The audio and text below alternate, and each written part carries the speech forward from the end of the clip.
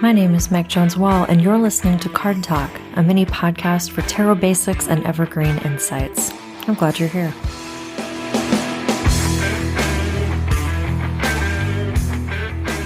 In today's episode, we are going to be talking about getting to know your tarot deck. Now, I'm going to be mainly talking about how to get to know your deck if this is your very first deck and you're getting started with the cards. Our previous episode was about picking out your first deck, and so this is going to be a kind of natural continuation of what we were talking about in that previous episode. But there are also some tips and tricks for spending time with your deck if it's a new to you deck, but you're not new to tarot. So I'm hopeful that this will be a supportive episode for people in both camps. Now, as I've mentioned in previous episodes, a lot of folks who are new to the tarot want to immediately dive into readings once you get your hands on your deck. And look, I get it. You have this incredible tool in your hands. You've been researching it. You've been spending all this time thinking about it. And now that it's here, you want to use it for this purpose that you may have gotten it primarily for, to pull cards and communicate with the deck and ask your questions. I get it. I understand. I did the exact same thing when I got my first deck. But here's the thing, it really can help. I promise it really does make a huge difference to spend time getting to know that tarot deck before you dive right into the deep end. So this is really just an episode that's all about tips and tricks for meeting your deck and getting familiar with it. Tarot is not therapy, but think about it this way. If you've ever had a therapist, you probably didn't run into your very first session, shake their hand, and then say, hey, can you fix my life for me? Those first two sessions are really about introducing yourself to the therapist, telling them about yourself and your goals and your dreams and your history and your trauma, and also hearing from your therapist about their experience and their specific kind of training and the ways that you will probably be able to work together over the course of your relationship. You want to do the same thing with your tarot cards. Plus, if you're new to tarot, the purpose here is not just to familiarize yourself with the structure of this deck that's in your hands, it's also to be learning the structure of tarot in general and to really start to understand how tarot functions and the different ways that it can support you in your various endeavors. Just to review for those of you who are newer to tarot, remember that tarot decks are always going to be organized the same way. You're always going to have 22 major arcana cards and 56 minor arcana cards. And these cards include archetypes as well as numbered pips, those cards that are numbered 1 through 10, as well as court cards, which are generally the only cards in the deck that don't have numbers on them. But your specific deck might have alternative names for some of those major arcana archetypes, some of those court cards, or for the suits in general. And even if it doesn't, you still want to be as familiar with the cards themselves as possible so that you're able to quickly recognize which card is which and understand what the deck is communicating with you when you pull a specific card. I talk a lot about tarot as a relationship, and I really do believe that that is a really helpful way to think about it, right? Whatever you plan to use this tool for, whether you're looking for spiritual enrichment, creative inspiration, or help with personal reflection, tarot is going to be able to meet you where you are. But tarot is also a language, and in beginning to build that relationship with the cards, you are also learning to speak the deck's language. Now, if you're new to tarot, you are going to be learning the language of tarot as a whole in general terms by starting to use this deck. But I also want you to remember that just like when you're speaking a general language to a living, breathing human being, individuals have their own accents and dialects and slang, and your tarot decks are no different. As you start to branch out and use additional extra decks or additional new decks, you will start to learn each deck's specific way of speaking, as well as their habits and preferences. The broad strokes of the language doesn't necessarily change from deck to deck, but you might find that the ways that you work with and speak to each specific deck is unique. And so as you are getting to know your deck, especially, again, if this is your very first tarot deck and you're learning tarot at the same time, keep in mind that as you start to eventually maybe branch out to new decks, you might start to build different relationships with different cards, or your understanding of a specific card might be challenged or shifted or evolve when you start to bring in additional decks. Now, when you get your first set of cards or any new to you set of cards, one thing that I like to encourage people to do is to literally introduce yourself to the deck out loud. It might feel a little silly, you might be a little self-conscious, but if you really want to build a relationship with these cards, you need to think about the fact that you are going to be talking to those cards, either out loud or in your mind or whispered to yourself. You are going to be communicating with these cards and asking them for something in return. Questioning and answering is a conversation. And so I think it's really helpful when starting to embark on a new relationship with the deck to think about what it means to be in a new relationship and to begin a new relationship. Just like when you meet a new person, you're not going to immediately dive in and start telling them everything about yourself and asking really personal, intense questions or expecting that person to know you immediately and be able to speak to your life. Instead, those first moments with a new person are so often just about getting to know the basics. And so that's what I want you to remember when you start going through this deck and really getting to know it. There are a couple different things that I like to suggest to folks when they're getting started because these are things that I do myself.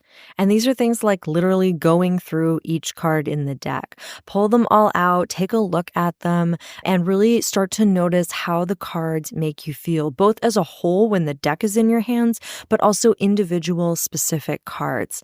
I find it really helpful to go through the entire deck and pull out cards that feel particularly comforting, stabilizing, grounding, or encouraging.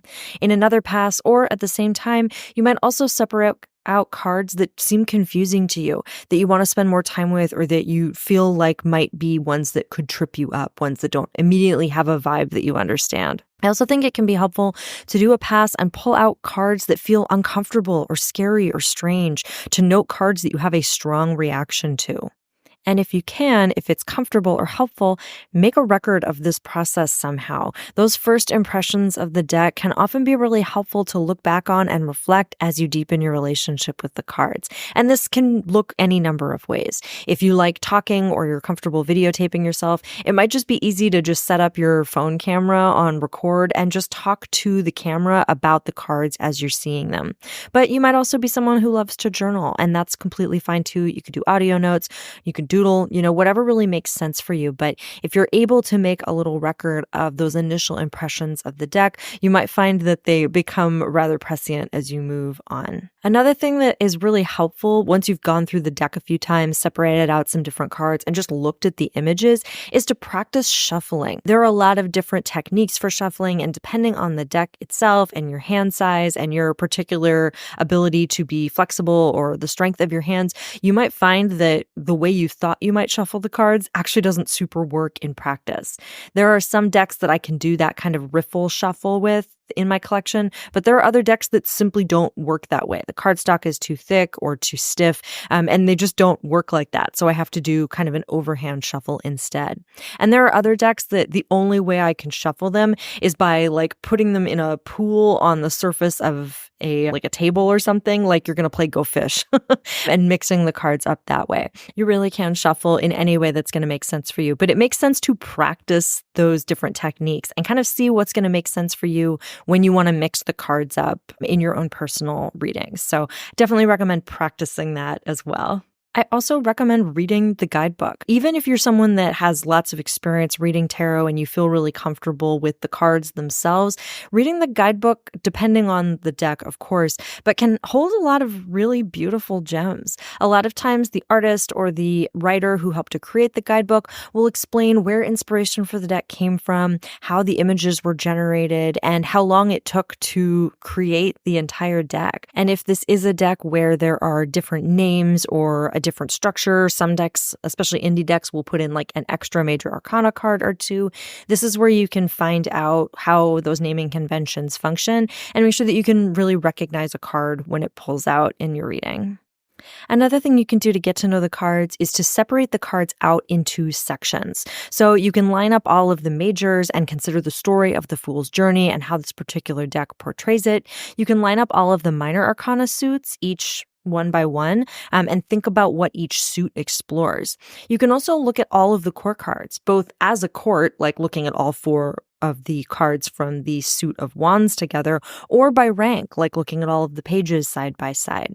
And if you're interested in numerology, you might also want to try grouping together the number cards, like all of the aces, for example. Looking at these cards in their groupings together can also not only help you understand what the artist might have been trying to portray with these cards, but can also help you start to see similarities between the cards or the stories and cycles that are being explored within the deck. I find that paying attention to the context of each card is a really useful technique when reading, which is something we'll talk about in a future episode. The last tip that I want to suggest for you today is to journal about what you hope to explore with the cards. I find it really helpful to spend time thinking about what you want from your relationship with the tarot. Why did you want to start with the cards in the first place? And how is this deck feeling to you now that it's actually in your hands? What are your first impressions? What are you worried about or afraid of? What are you really excited about? What do you think you might be really good at? And what do you think might be a struggle for you as you get to know the cards? How does it feel to have them in your hands? And what are you excited to do first? I am a big fan of journaling, so as you continue to engage with my work, or if you're someone that's super familiar with what I do already, you're going to notice that I always have a ton of journal prompts in my courses and writings, and this podcast is going to be no exception. I think that anytime you can incorporate a journal entry into your tarot practice, it's a really useful and supportive way to give yourself space to really think about what you're doing. I think there can be such a tendency to rush through tarot readings or tarot practices, but anytime I force myself to really slow down and consider what's actually happening, I always get greater depth and meaning out of my readings, as well as just my general work with the tarot. Even if I'm not doing a reading, having your journal there can be a really supportive way to engage with the cards that forces you to move a little bit more slowly. I always like to end these episodes with a little tip or a trick that you can use. And in this case, I want to talk about deck interview spreads. Now, if you are brand new to tarot, you might not be as familiar with what a tarot spread is. And again, I'm going to do multiple episodes on this down the line. But what I want to just emphasize here is that if you are new to tarot, diving headfirst into a deck interview spread might be a little intense. It can be a lot to manage if this is your very first deck and if you're just getting started learning how to read. But you don't have to do a deck interview spread to get to know your deck. If you're just getting started and you really do want to do a reading of some kind, though, if you want to ask the cards something and have the cards respond in a way that you can listen to and process and start to interpret, I would suggest shuffling the cards very well, because if you've been going through these exercises, you've been grouping them together in different ways. Make sure you shuffle the cards really well, and then ask the deck, what would you like me to know about you today? Before pulling a single card out. You can do this if you want every single time you work with the deck over the next few weeks, but this can be a really nice way to gently start a practice and still be getting some feedback from the deck about who it is and what it might want you to know without trying to tackle an 8-card spread before you're ready. And if you are someone that's really familiar with the tarot, Beth Maiden's deck interview spread is my absolute favorite. If you Google Little Red Tarot, you'll be able to find that easily, and I'm also including a link in the show notes. That's all I've got for you today. Thank you as ever for being here and supporting my work, and I'll see you soon. Card Talk is committed to staying ad-free for everyone, which is only possible thanks to the generous support of listeners like you. To pledge your monthly support or to make a one-time donation, click the link in the show notes.